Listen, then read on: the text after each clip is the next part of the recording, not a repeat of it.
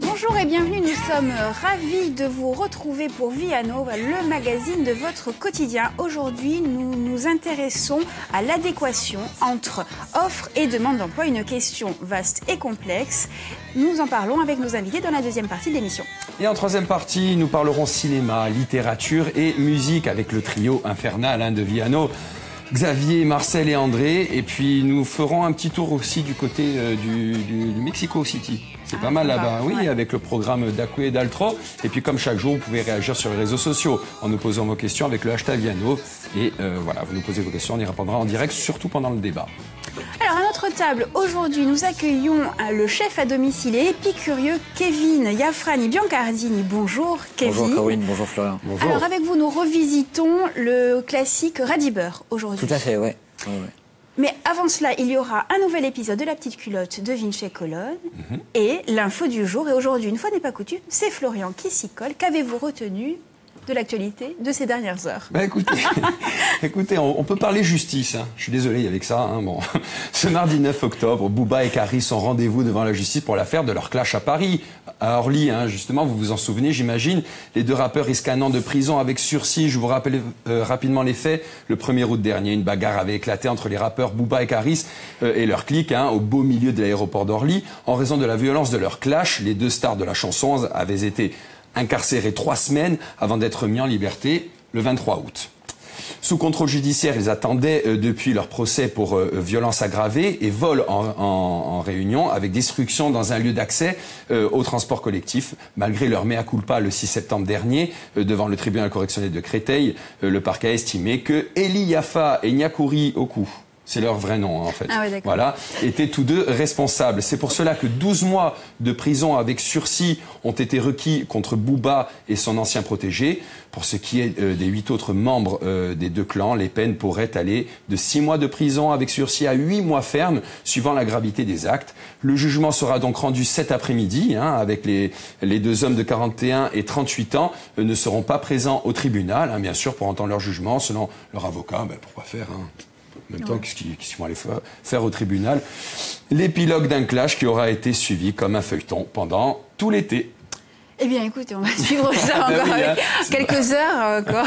Oui, voilà, on va le savoir cet après-midi, donc restez bien connectés. Surtout, c'est vraiment l'information importante du jour. Bon, allez, on va passer à Kevin. Kevin, ça va bien? Allez, ça va, et vous? Ça va? On est sûr on est sûr qu'on passe à Kevin, parce que moi, je oui, c'est vrai, plutôt... on va attendre un peu. Regardez. On a d'abord La Petite Culotte. On regarde tout de suite. Aujourd'hui, je suis à Ajaccio et j'ai eu une super idée. Ces derniers jours, je me suis aperçu que les gens étaient tristes dans la rue. Du coup,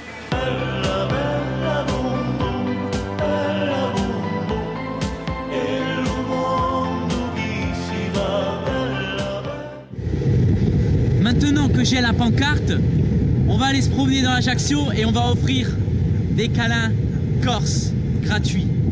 C'est parti!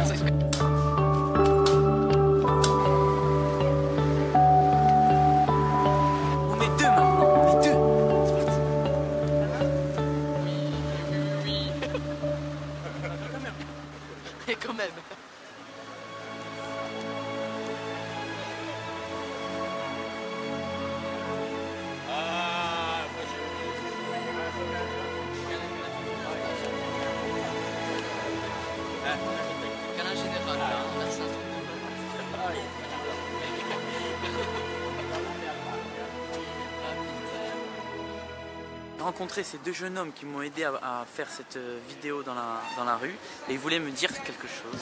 Ben, franchement, avec Jo, on vous trouve super sympa et vous nous avez boosté. On a envie de faire des vidéos grâce à vous.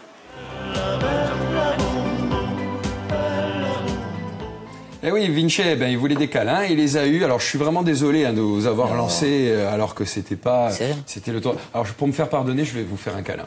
Voilà, c'est trop oui, mignon. voilà. Vous voyez, la boucle est bouclée. Alors on va parler du radibeur. Hein, vous êtes en train de craquer, vous avez la larme à l'œil. Ouais, attention. non, c'est touchant.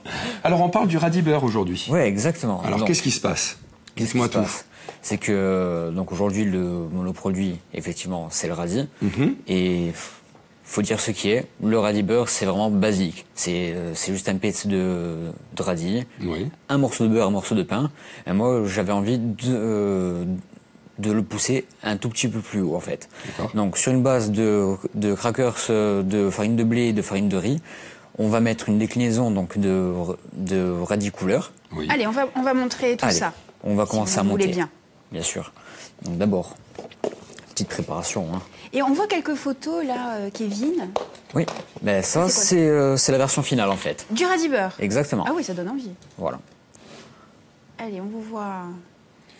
Alors oui, hein, vous me voyez à l'écran avec un téléphone, hein, donc je suis pas en train de me faire un truc genre un selfie ou quoi. C'est vraiment pour que vous voyez la préparation de Kevin, mais d'un point de vue un peu plus, voilà, là on voit. un peu plus adapté.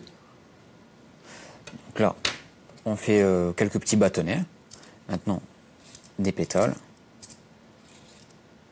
Ah, on va aussi utiliser la peau? Ah oui. Oui. Tout se mange. Elle est pas un peu amère la peau? Non. Mais justement, faites parler. Vous allez voir que ce petit côté amer ne sera pas du tout désagréable. D'accord. Au contraire. Et il y a différentes sortes de radis. Exactement. Donc, on a le radis noir. On peut avoir donc le radis japonais, le radis daikon, mais que nous ici on appelle communément le navellon. D'accord. Donc tout simplement. Ensuite, il y a beaucoup de variétés, mais franchement c'est très très vaste. Et puis, comme je dis, en cuisine, tout s'utilise, rien ne se perd. Ça sent bon, ça sent l'été le radis, je trouve. Alors, est-ce qu'on est de saison alors du coup? Ben non, mais bon, on est en fin d'été. On est en fin de saison. Oui. On est en fin de saison. Alors il nous reste quelques jours. Voilà, il y a le radis noir pour compenser. Le radis noir, il est plus... c'est ça? C'est ça. Voilà. Et là, donc, ce que j'ai fait, c'est que j'ai fait glacer donc, quelques petits radis dans une huile de sésame mais avec un peu de sucre. D'accord. Alors quand vous dites glacé, ça consiste en quoi? Donc en fait, on met un filet d'huile de sésame, un peu de sucre, on met les radis dedans, on les fait cuire, mais vraiment 30 secondes. D'accord. Voilà, pour mettre une petite brillance, un petit goût aussi. D'accord. Allez, on va passer Donc au montage. maintenant, on va dresser. Allez, on dresse, on y va, il nous reste une quarantaine de secondes, hein, quelque chose comme ça. C'est ça. Donc, une petite Précisément crème. 40. Donc, crème de brie aux truffes, Oh, c'est bon ça. doit être bon. mais salée. Ouais. Donc, pour le socle, hein, tout simplement. Et on y va. Allez, on vous laisse finir Je rapidement. vous laisse finir, Kevin. Oui, pas de problème. Je vous laisse finir et on va... Mais oui, on va y aller. Alors allez, Viano, ça continue hein, sur Viastel. On va parler de l'adéquation entre l'offre et la demande de l'emploi en Corse. On en parle avec nos invités, bien sûr, en deuxième partie. Et nous, on va goûter ce fameux plat. Ah oui. À tout de suite.